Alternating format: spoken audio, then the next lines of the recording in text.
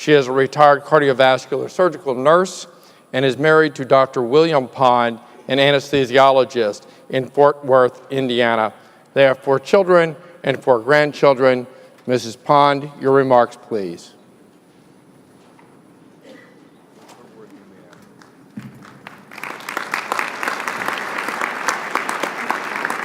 Thank you, Madam Speaker, President McEnany, distinguished physicians. It's an honor to be here, and I bring you warm greetings from the AMA Alliance.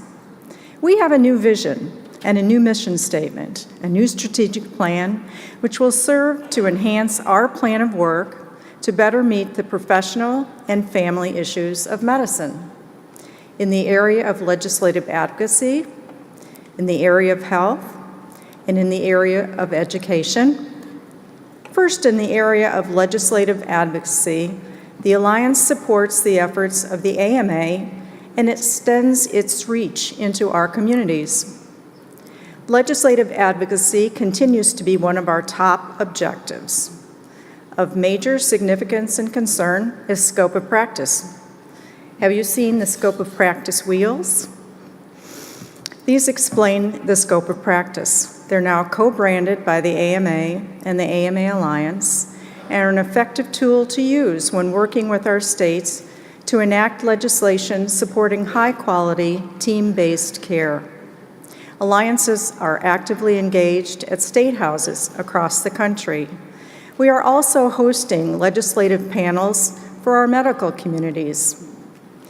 We support your efforts to increase graduate medical education and are standing tough and speaking to our legislators.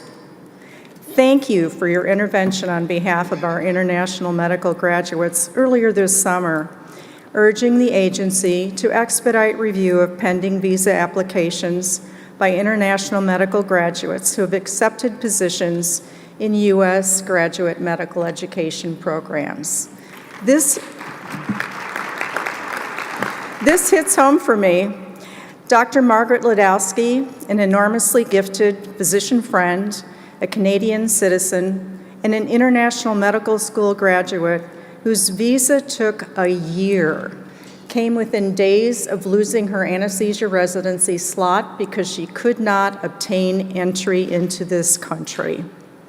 A travesty that even a sitting U.S. Senator could not expedite. Along with the FDA and the AMA Alliance is working to prohibit the sale and marketing of nicotine and their associated delivery devices to children. Have you heard the term juuling? I guarantee your kids have. E-cigarettes, devices that typically deliver nicotine, flavorings, and other additives to users through an inhaled arsenal, are a rapidly emerging trend and are especially popular among youth and young adults. Just this week, I was at a meeting with CDC Director Dr. Deborah Owry, who said juuling is a public health concern of epic proportion. This is a bipartisan issue that all physicians and legislators can and must support. In the area of health, we have joined hands with the AMA to fight the opioid epidemic, devastating our country and killing our kids. I invited Dr. Jerome Adams, the U.S. Surgeon General, to speak at my installation last June. In his fireside chat with us, he stated that there is an opioid overdose death every 12 and a half minutes in the United States, more than half of which occur in the home. These numbers are staggering and require us to act.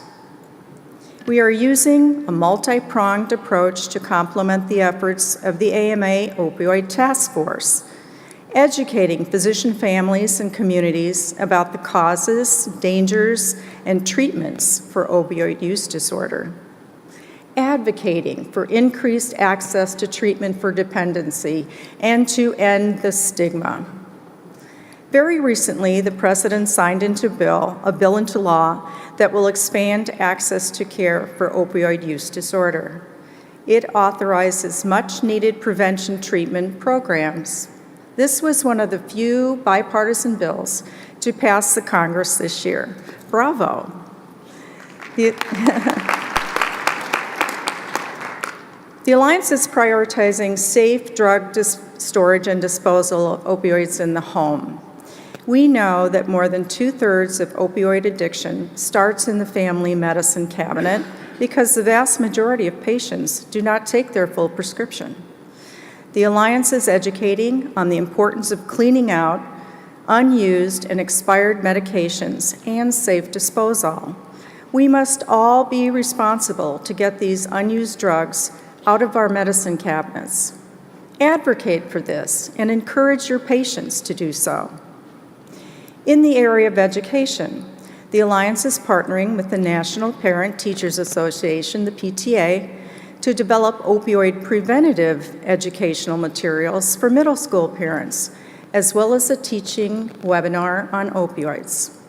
We look forward to debuting this meaningful project at our annual meeting in Chicago next June.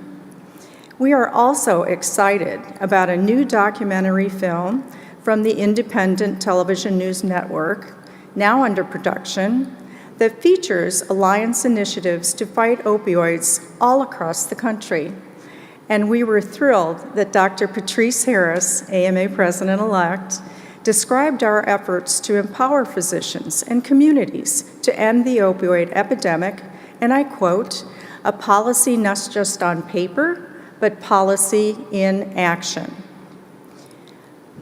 Alliance national initiatives are our hometown heroes, doubling your efforts at the AMA to be part of the solution to the opioid crisis and demonstrating the relevance and impact of the Alliance. In addition to our National Opioid Initiative, Alliances continue to award significant medical school scholarships. I invite and encourage all MSS and RFS spouses, including male spouses, to get involved. Join the Alliance. We can be your support system through this crazy medical journey. Learn about organized medicine and become familiar with legislation.